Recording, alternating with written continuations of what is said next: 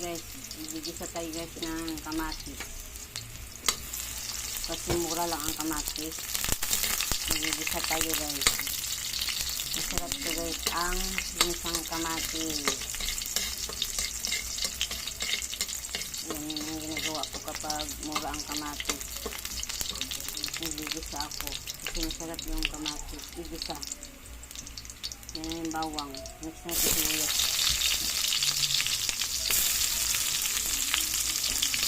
Yan, yung sibuyas.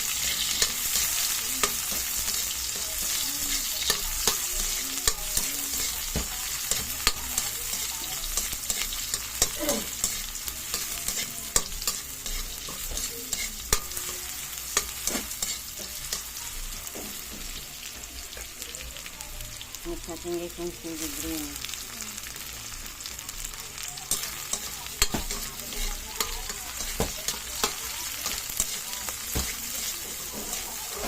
Bango. May maanghang. Ano pabot nyo ng ano? Kamatis sa RD. Kamatis.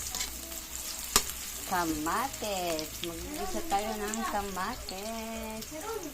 Pwede din sa guys i-partner sa mga tuyo. Pritong tuyo. Anghang. Maamoy. Ipapot.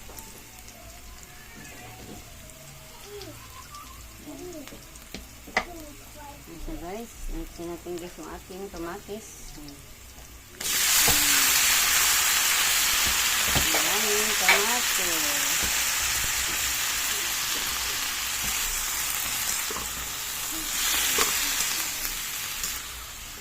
Sarap nito guys, ginisang kamatis. Kakaatsin ang amoy ng sili. Manghang daw guys. Ang guys natin ilalagyan natin sa guys ng paminta. Yan yun sa paminta guys. Paminta. Saka asin.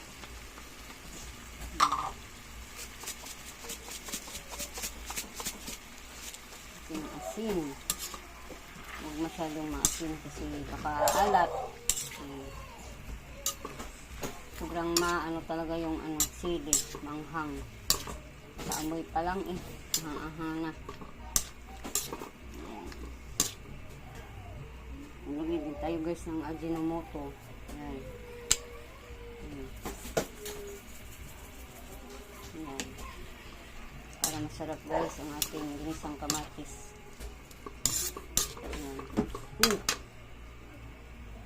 Patakan natin ng kunting suka guys para hindi siya agad mapapanis. Yan.